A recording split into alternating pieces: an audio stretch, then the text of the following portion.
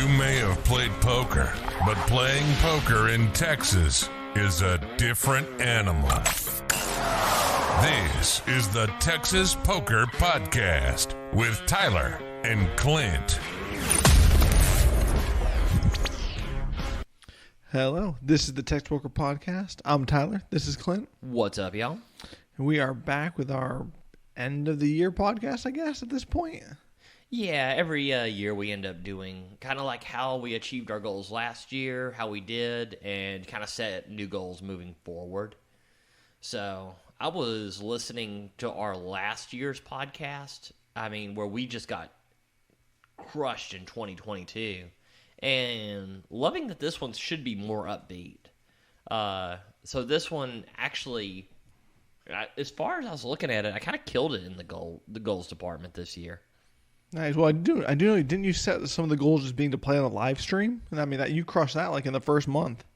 Yeah, I was actually going to give a shout out to Champions because I don't achieve those goals without Champions, and a shout out to Red Chip Poker because I probably don't achieve a lot of the goals without them. But one was the live streams, and I mean, there was a while I was doing. I think I did maybe 5 or 6 this year, all on Champions, and even commentated on one. Oh, yeah, I thought you might have even done more. I mean, it seemed like you just endlessly on there.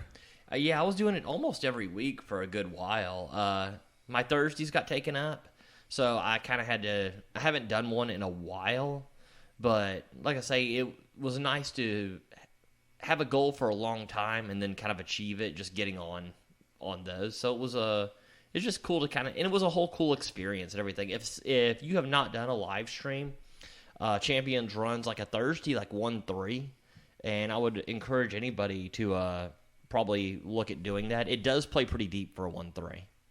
What I think is really cool about you playing on the live stream was that you got to play on it as like a final table to tournaments. I thought that was pretty cool. Oh, I didn't even think about that one, and that was the one that I just did. That's what I was thinking. I was like, you played on quite a few, it seemed like. Playing on a final table well, I guess you did that at Paramount, though. I watched you play one at Paramount back in the day. That was a long time ago and not a really good quality one, so kind of different this time, I think. Yeah, and bigger tournament, obviously, so. Yeah. You're right. That was a really cool experience. So I did a whole bunch of cash games and then final tabled the Champions tournament.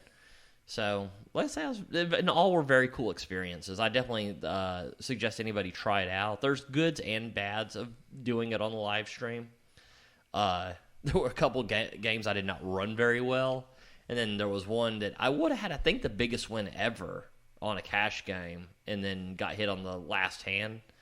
But from your live stream experience, what do you think? Do you think players play looser or tighter on live streams? Now that you've played quite a few, I haven't played that many cash games on stream. I think far looser. Think so? Okay, I was always like debating if you thought people played tighter just because they didn't want to make mistakes. I think everybody's very concerned about giving like a good game and not seeming like the nit at the table and having a VPIP that's kind of crazy because it ran through my head of like I don't want to see my VPIP if I go card dead at like 8% or something. I think when I played on Paramount's live stream, my VPIP was like 3%. I played like 3 hands or something ridiculously low. I won with like set to like top pair, and then I was like, wow, let's just shut this down. Well, if you're 9-handed and you go card dead, it kind of is what it is. I do try to loosen it up a little bit for the live streams, but you can. The money is real money, and it's also pretty big. It's decent stakes, so you can't really go crazy with it either. Yeah, well, it does seem like the live streams are always kind of definitely bigger than the average game. So, well, that was one of my reasons for wanting to do it. Is those are kind of where the bigger games are around the Houston area. I mean, Champions live streams are pretty big. And even like when Prime was doing, I don't know if Prime is still doing it or not. It seems like I haven't seen it in a while. But that was like a 5-5. It's just a lot of the bigger games were there. So that was kind of a mix, not just wanting to be on, YouTube playing. Although that was a cool experience too. That was definitely part of it. But just getting in those bigger games that are a little bit more splashy. But I mean, as far as that, huge goal hit there. My hourly last year, the year before this, it was the worst year I've ever had for poker. It was like $8 an hour. My goal was to hit 25 an hour for poker. I actually ended up making like a little over $40 an hour playing Nice. poker. So that was really, really good. The cash game, I didn't quite get it just in cash. Cash was like $23.50, so it was kind of close to, but kind of close to there. I'm pretty happy with achieving that goal. So those goals were a huge step as far forward as well. Nice, right? Always nice to be able to. And then you also played a ton of hours too, right? So that was really nice. I was kind of shocked because about middle of the year, everybody heard on the podcast, I ended up getting a second job. And it really affected how many hours I was playing. I guess because I had those deep runs in tournaments, it like factored into how many hours I played. Because I wanted to play 15 hours a week. I did not think I was going to get anywhere near that. Ended up getting almost 14 and a half hours a week. So that was, I would not have thought it, but that is what it averaged out to for the week, for the year. So that was really good. Yeah, well, I guess you were really crushing at the beginning of the year, though, right? Whenever we first moved over here. It was, yeah. As everybody remembers, like who listens to this podcast, I was getting hammered the year before last big time. I had kind of an upswing in November, December, and then it just kept crushing like through the first of the year, and then got a bunch of hours playing in those. Because I was playing in the private game, I think still was going on maybe. Oh, yeah. No, definitely that was going on at the beginning of the year. Yeah. So that was almost every Thursday, and then any days on top of that. Yeah, before I was working the second job, I was actually getting a ton of hours. So I guess I might have been just so far ahead that it set me back to schedule. Maybe that's exactly what I was thinking. Yeah, because I remember at the beginning of the year we were talking that you were going to have infinite hours at that rate because you were playing 4 or 5 days a week, a ton of hours. So yeah, that is true. I wasn't really factoring that into it, but I bet I was really ahead of schedule and just ended up even after I kind of cut down quite a bit, ended up being able to hit my goal. Mm-hmm. Yeah, see, me, I fell so short of my hourly goal. I mean, I probably played 1/5 the poker I played the year before, probably even less. Just with, life going on, poker not really taking a priority anymore, of kind of a backseat, kind of getting other things in order kind of thing. So I really suffered. And then what really hurt was at the end of the year, went on a huge downswing of losing, multiple thousands of dollars to then make the year negative, which is very rare, right? But, I mean, that's the nature of not playing any poker and then going on a downswing right at the end. That's really hurtful. Because, for the longest, I was doing great. And then I think like my last 5 or 6 sessions just went, so negative.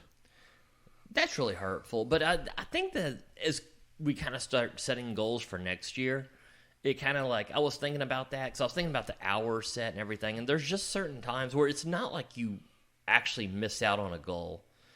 It's one thing if you don't get the hours in because you're playing Call of Duty and just just jacking around. But there's another time where life gets in the way and just your priorities change. So I don't, not all of it that's actually missing out on a goal. Sometimes your priorities just change in life. So I think that's might be part of your not hitting those hours too. No, huge part of it. But that's okay. This is one that is just, inexcusable for not hitting this goal. I don't know what to say other than just me being lazy. But, but I did have one goal of doing Jonathan's little tournament master class, and just completely didn't do it. I think I got introduction done. But since lately we've been watching those YouTube videos. What's it called? That poker video that we've been watching? It's the new Poker After Dark, a Game of Gold. Game of Gold. Okay. We've been watching that and seeing people play really that heads up, kind of turn it basically if you haven't seen Game of Gold, definitely check that out. It's a pretty cool series. It's on YouTube all for free. Really made me want to play tournaments. So I actually went to one of the daily tournaments and played one this week, and I actually had a pretty good time. So I think I'm going to start trying to hit that up. Maybe just kind of enjoy playing again. Weirdly enough, that's the same kind of goal of mine. Oh, and don't get me wrong. Like, for those who tune in because you like cash games, I still will probably be playing 80% cash games. But the tournaments, I'm going to start feeling out like about maybe 10 to 20% tournaments too. They're just so soft around Texas. And to me, I've always enjoyed them more. And I think they are beatable at a pretty good rate. Well, I have a goal that you hit that you didn't even set, but definitely an achievement for the year is getting on the Hendon Mob. That's pretty sweet. That's true. Yeah, I didn't even have that as a goal, but yeah, it should be on the Hendon Mob from the Texas Card House final table. Yeah, that's a pretty cool one. That's definitely a pretty big achievement for the year. Yeah, like you say, this year just went swimmingly well. The 2 final tables at 2 pretty big tournaments was pretty huge, and with one actually cashing into the Hendon Mob was really nice. So that was, like I say, the only goals I really didn't hit was the travel one. Like, I didn't do hardly any of that, but... Well, luckily that wasn't one of my goals, so I crushed that. Well, good job. Yeah, not traveling. We'll definitely give you that. That's never going to be one of your goals as long as I know you. So I didn't do that, but everything else was pretty good. So your goals for next year, maybe more tournaments? That'd be pretty cool. I mean, it's definitely my short-term goal right now, just because I've kind of... That tournament, I guess we'll go over it, a few hands here in a little bit, but, that tournament definitely kind of, I don't know, maybe sparked a fire, at least short-term. Okay, that's a good one. What other goals for this coming year? I mean... play more than I played this year, which should be super easy. Could almost knock it out in a month. But I mean, so volume. Okay, give me like what do you think's a good like hours for the week volume? Like they say, whenever you set goals, it's supposed to be specific, and you're more likely to hit them. I mean, I set super specific goals last year, and guess what? As soon as this podcast got uploaded, I forgot all about it. No, trust me, we know. I don't know. I think I should set something more reasonable. Maybe. Well, you only put 10 hours a week. Yeah, I know. And apparently, it was impossible last year. And I tell you what, not even close. Not even close. Yeah. So I mean, maybe I'm more of a 4 to 2 hour kind of guy. I don't know. Maybe so. I mean, setting any of those goals just seems silly. But right now, the goal is like once a week kind of guy. Especially now that I'm moving in a few weeks. So now all of a sudden that drive's gonna be a little bit more. Yeah, depending on where you play at, it could be kind of tougher. I mean, definitely the good rooms. Definitely the good rooms are going to be a little bit more of a drive. Any room is going to be a drive from where I'm moving. So, yeah, I was about to say, I'm like, what do you mean? Well, there was one up on 290. I was thinking maybe that one. Well, yeah, but that's still a pretty good drive compared to all my other situations previously where I've played tons of hours, like in the last few years. Oh, true. Yeah, absolutely. Like, I know for you, who you would drive hours to play. I mean, if I'm driving hours to play, I'm never playing. But I know you have a different level of dedication than me. We'll love this dedication to poker. Like, for somebody who has a poker podcast. Hey, man, anyone can edit videos and upload. Let me see. Like, I was looking at it. My goals have always been 15 hours a week. I did hit that this year, but... like you say, as things go, like, your just priorities change. And with me working as much as I am and also having some, just like, you just have other things you do in life as well. Me and you work out a lot more than we used to. That's like 2 hours a day is gone. Well, I mean, definitely. And it seems like we work out at the worst times for poker. I mean, it seems to just crush every day that we do it. So, but that is something I don't want to give up. So, like I say, your priorities change a little bit. I think I'm going to set my goals at about 10 hours a week this year. Well, I think if you, I don't want to say kick the habit or like get over that like quitting once you're down a little bit from your highest point, I think you would crush the hours. That's been a problem with mine. So what I've been trying to do, and So I have a big thing of when I'm up. Like, say I go up $300 and I go back down like to 150. I'll really want to quit, even if it's been 2 hours. Because I'm like, well, $150. If I could guarantee that for this session, I'd be okay with that. I am looking to, when I go to play, make my session a minimum of a 4-hour session. I think that'd be a good rule or kind of ground rule. Yeah, so it's, and then if I'm up and I want to call it good at that point, then okay, then I can. If I'm down and I want to play more, I can. I mean, you can kind of go from there, but at least it gives me a minimum. I think how Jonathan Little used to say it was like set that time of evaluation. So once you hit that time, then evaluate not just how you want to feel, but like, is the game good? Is it a profitable game? How are you feeling? Right? Do you want to stay? Do you not want to stay? Set times to evaluate the situation rather than if you're up or down. Yeah. And that's exactly what I'm trying to use that 4 hours. I didn't even know that he said that, but that's definitely what I want to try to do. So about 10 hours a week. I guess I would like to make 3 final tables of decently big tournaments. I mean, it seems reasonable. I mean, you kind of did it this year, right? I did 2 within 2 months, but I mean, obviously, variance is a huge factor there. You did 2 in 2 tournaments in a row. And let me say, like, when I say decent-sized tournaments, like 50,000 guaranteed or more. Like a daily tournament that has 25 people does not count. Okay, I was going to say, because I feel like you did that. So there's that. I would like to add my cash game, since my buy-ins have gone up a lot from what they were, just a huge amount from the start of the year. I would like to get my hourly for this year about $30 an hour, which I think is doable. Yeah, I agree. I mean, as your buy-in increases, yeah. Yeah, I mean, so I average $23.50 an hour, and at this point, I would like to. I think 30 an hour is an achievable goal since, like I say, the first part of the year, it was definitely like a much lower buy-in than what I'm currently doing. And I am dipping into higher stakes. I'm not really there, but I'm kind of shot-taking, so I think that's achievable.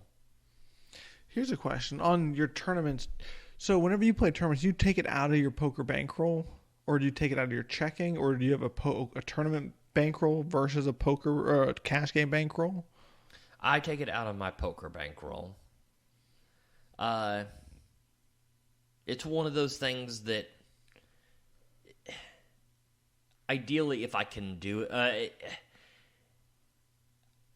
it would be a problem if I was doing a crap load of tournaments, but the tournaments I've done, one is I've been staked for a lot of the buy-ins where it would be tough. One was the $800 buy-in. Obviously, you had a stake, and a couple other people did.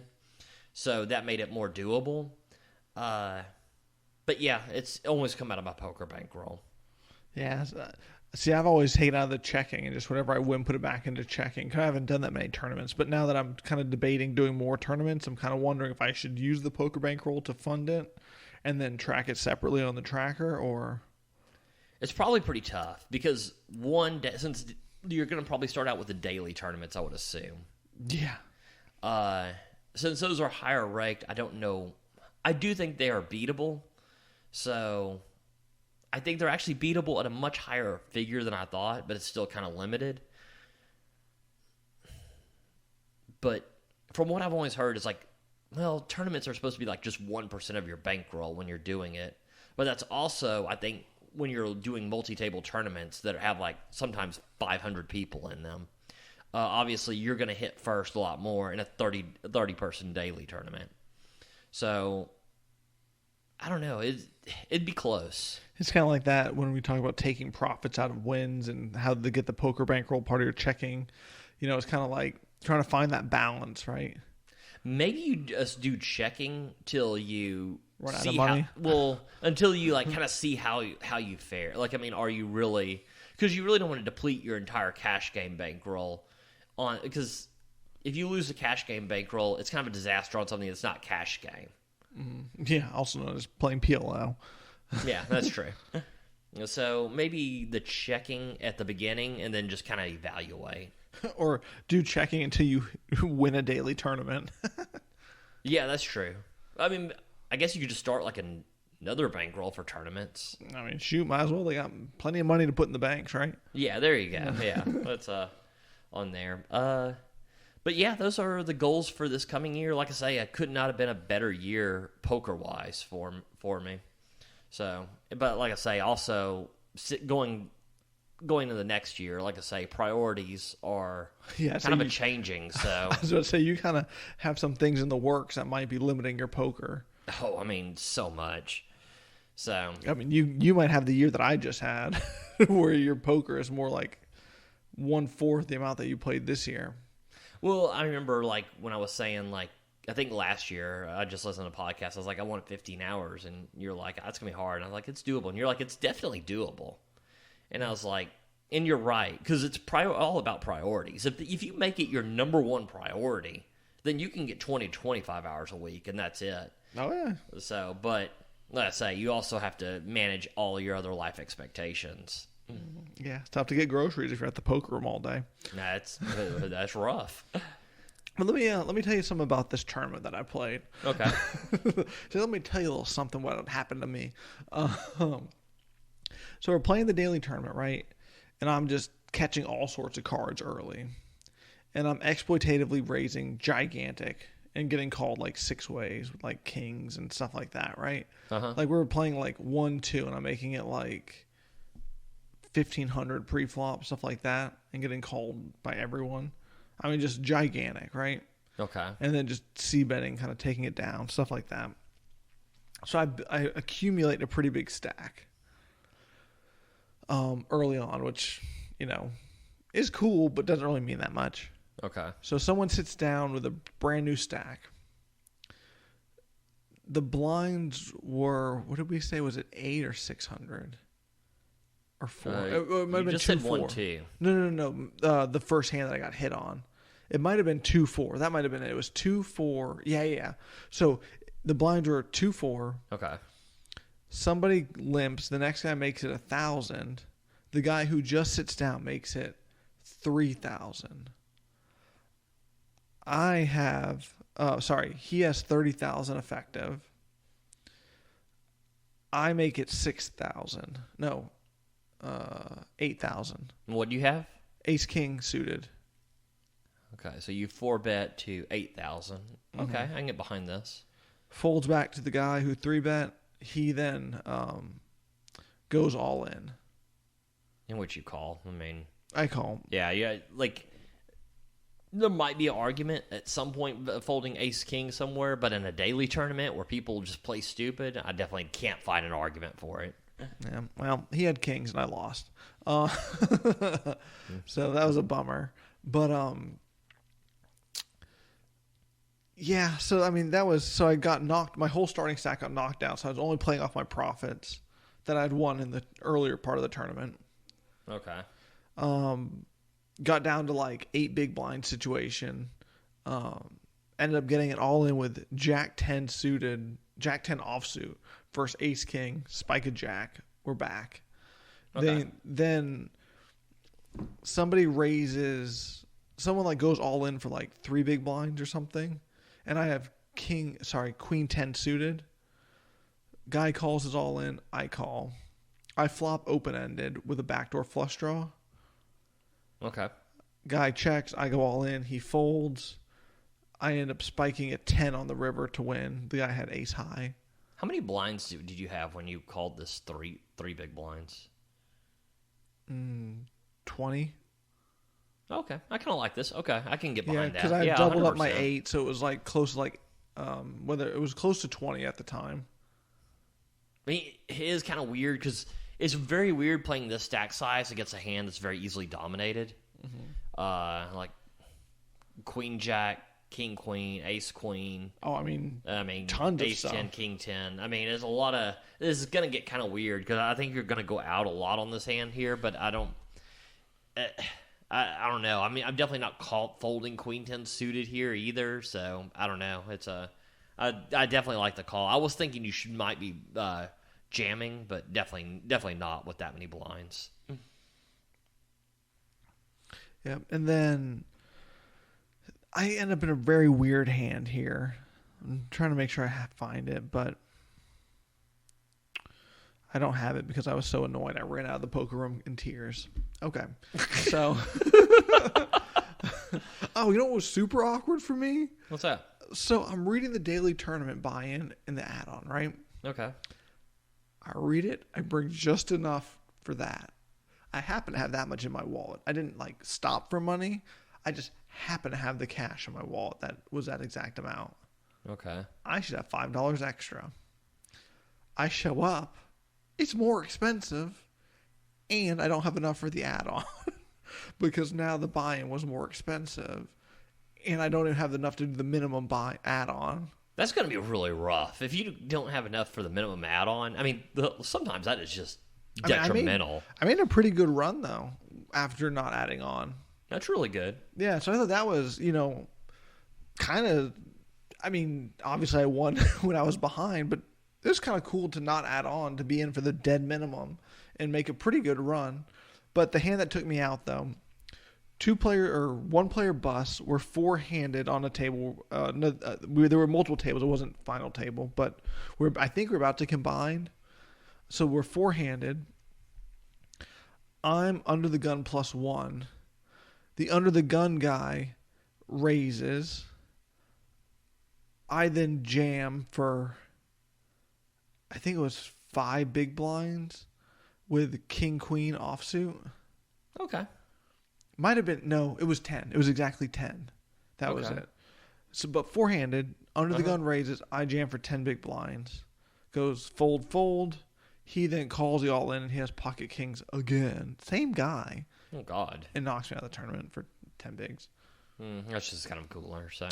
Well, I'm happy to hear that, like, it's so hard not to be results-oriented, though. Yeah. Like, I'm like, should I ever be jamming there whenever the guy is playing so, like, last time he raised, he had kings. This time he raised, he has kings. Like, he always has, I mean, there is probably a certain exploit to, like, if you think somebody is that tight that you should fold. But, I mean, I think in general, like, just going by what your base strategy is, I think it's a cooler. Yeah, well, and like you and I discussed, like, exploitating or being exploitative in these daily tournaments is not exactly what we're going for. Trying to play more proper and just kind of embracing the variance is kind of more we're hoping for. Yeah, because it's, well, like small exploits, little, but I mean, I think just getting the tournament strategy down in general, because when you get that down, then when you go into the higher tournaments, it still applies. I mean, you can't really, exploiting just people who are just, doing the craziest shit. Yeah. I mean, you'll get some of those in the bigger tournaments, but they're just not as many. I'm really interested to see how you like your tournament run, because it's something I've always thought you would really like. I'll tell you what I don't like. Whenever I go all in, they make me turn my hand over. I don't like that. Which is weird, because you turn your hand over when you're bluffing all the time. I mean, when everybody else doesn't turn their hand over, you definitely turn your hand over. Yeah, well, I like the option. Well, because you've always been big into strategy. We both like a lot of strategy games and stuff like that. So you're always good on that, which tournaments kind of really dive into. But you've also always had a more gambling streak than I do. Like, I would say I'm more conservative when it comes. I'll take the lines that are a little less variance. Yeah, for sure. Whereas, I mean, it seems like if anybody could embrace the variance of tournaments, it definitely seems like you would. Wow. Anyone can embrace the variance of my poker bankroll. They can handle damn near anything. So. Oh, okay. Well, there we go. But, like I said, excited to see how it goes. There was one other thing. Oh, this is a thing that really I noticed being new to the tournament scene is like just how it's so hard to keep track of your stack size, like in correlation to big blinds, as the blinds are constantly changing and your stack is constantly changing. I played tournaments for so long it didn't even occur to me that was a thing until you brought it up. Just having not played that many tournaments before. Mm-hmm. But yeah, it does take some getting used to. Yeah, and then the other one that's a little strange is Well, the stack size changing, and then like the ante being in play, how that's going to change the strategy, I think will be kind of interesting. Yeah, it's well, when I really started diving into the tournaments, because I really studied hard for the last two that I did, I was shocked at how much, like in cash game, the study is all post flop. There's some pre flop to it, but it's almost automatic kind of thing, right? Like, I mean, you should be able to make your pre-flop decision almost instantly. Exactly. Like your position is your position versus your cards on your stack size. But in tournaments, there is a ton more. Because, I mean, you have your push-fold range. Well, you have it for every position. You have it for 5 big blinds, 10 big blinds, 15 big blinds. They're all different. You also have now when you're the hands you play is different when you're by position 20, 40, 60, 80 big blinds. So you have all of this going on. And I think a lot of people would be like, they'd find it a little sad to have to study all that. And it is kind of it does seem like it's going to be a pain in the ass. And they're right. Yeah. But when it is, the more factors you put in there, the more edges you're going to find. Because most players, a lot of players don't even know what a push-fold chart is, which would be the most basic thing for tournament poker. So I think there's just a ton of edges to be had in these tournaments. So it is something I'm going to look at doing, and I'm kind of excited to see you going to kind of like at least veering into that route a little bit. Yeah, absolutely, and especially kind of with my new like not what would it be like lifestyle change or whatever. Like it's just because I'm moving, I think the tournaments are really gonna be more accessible for moving forward for me, I guess would be a better way to put it. Okay, well that's really good. Like I say, I mean, everything builds into like your lifestyle and all that. So that's that's a lot of what people like about poker is it's so flexible and you can do it at your leisure. So, like I say, I think it's gonna be fun to see how you like this part of it. Yeah, maybe I'll get to chapter 1 of the tournament masterclass today. Who knows? Oh wow! Well, I know, maybe. I mean, that's dedication. I mean, this is basically put Rocky music on. Well, I guess on that note, this concludes the Texas Poker Podcast. We'll talk to you next time. That was the Texas Poker Podcast. Go ahead and rack up, add time, and we'll see you next week.